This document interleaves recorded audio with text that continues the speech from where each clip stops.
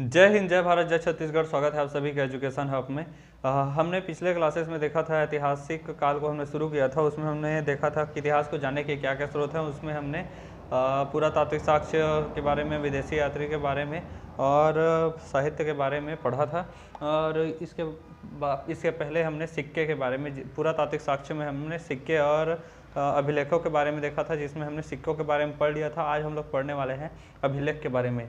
तो देखिए, अभिलेख अभिलेख का इंग्लिश में अर्थ होता है एपिग्राफ या इंस्क्रिप्शन, इसे कहा जाता है। अभिलेख उसे कहा जाता है जो किसी पत्थर पर, दीवार पर खोद कर कुछ लिखना, ये अभिलेख कहलाता है। ठीक है। और जैसे कि आप लोग जानते होंगे, जो लवर्स होते हैं, लड़के लड़के होते हैं या फिर आप लोग होते हैं, वो लोग अपने लवर्स का नाम, प्रेमी या प्रेमिका का नाम दीवारों पर खोद खोद कर इस प्रकार से लिखते रहते हैं, फलाना लफ्ज़ ढिकाना। पेड़ों पर की छाल पर ऐसे कोड़ कोड़ कर बेचारों पेड़ों को तकलीफ देते रहते हैं, ऐसे खोद खोद कर लिखने के लिए। ठीक है। एक बार गार्डन में था तो एक लड़की पेड़ पे ऐसे करके नाम लिख रही थी नीचे टाइप पे, और फिर वो जैसे नाम लिख कर गया, ये कुत्ता आया और उस पर पेशाब करके चला गया। बड़ा ही हंसी आया मुझे उस टाइम पे।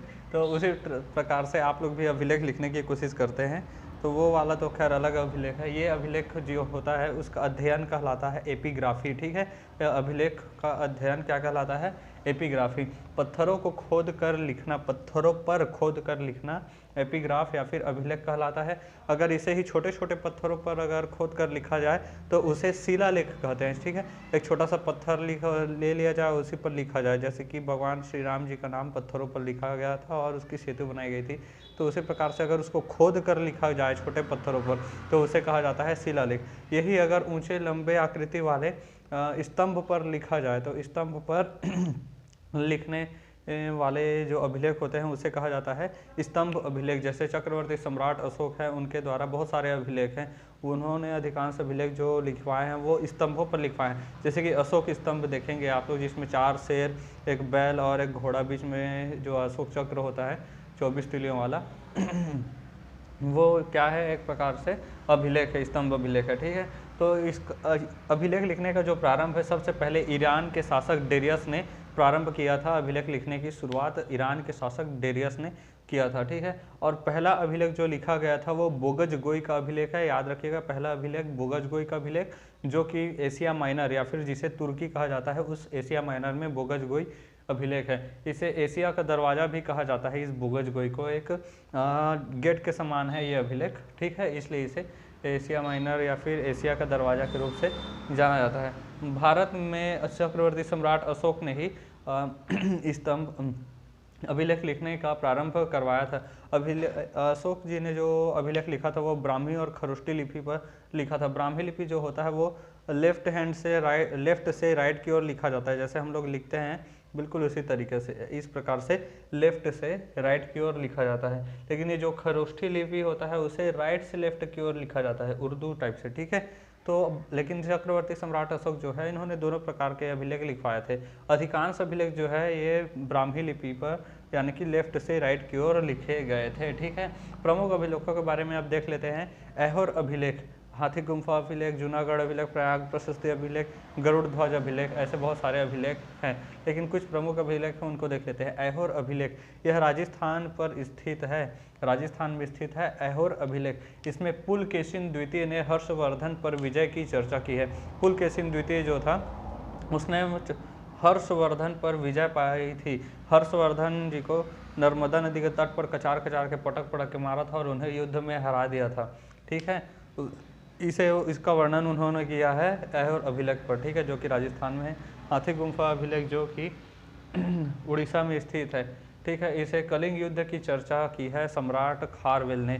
सम्राट खारवेल जो है, युद्ध के समय जब अशोक ने कलिंग में युद्ध किया था, पूरे लाश के अंबार लगा देते थे, लाखों करोड़ों लोगों को मारे थे, यहाँ तक बच्चे तक को नहीं छोड़ा गया था, मतलब। और बच्चे जब उनको देखते थे तो डर कर भागते थे।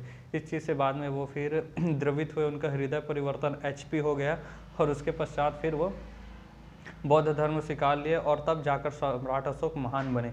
युद्ध के कारण नहीं, युद्ध के बाद जब उन्होंने शांति अपनाया तब जाकर वो महान बने थे। महान जो अशोक महान को हम लोग जानते हैं वो युद्ध के पहले वाला नहीं, लड़ाकू वाले नहीं, शांत जो अशोक था वो अशोक महान है। ठीक है। तो हाथी गुफा अभिलेख में कलिंग युद्ध की चर्चा की है।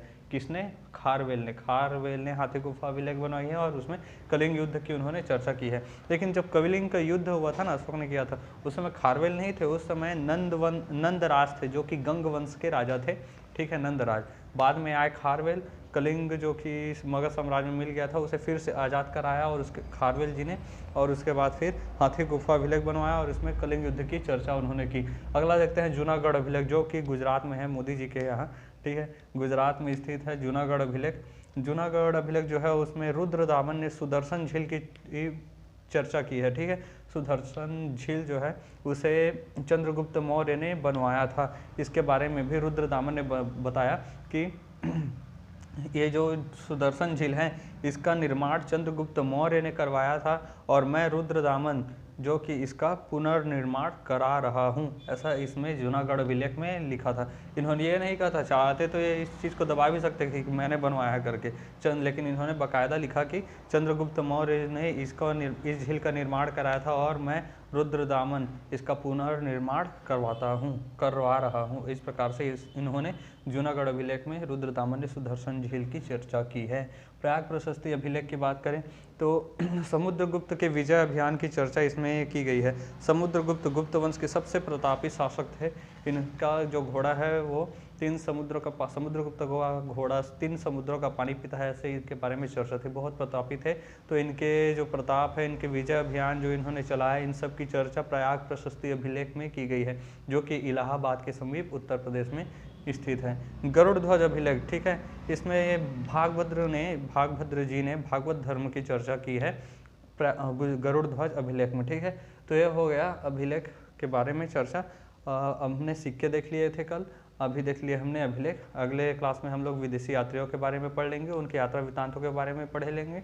उसके बाद हम लोग फिर चालू करेंगे साहित्यों के बारे में, और जैसे ही साहित्य के बारे में पढ़ें धीरे धीरे इतिहास में घुसते चले जाएंगे, और उसके बाद फिर जैसे ही इतिहास में राजवंशों की एंट्री होगी, इतिहास में आपको मज़ा और आने लगेगा, ठीक है। मिलेंगे नेक्स्ट क्लास में, तब तक के लिए जय हिंद।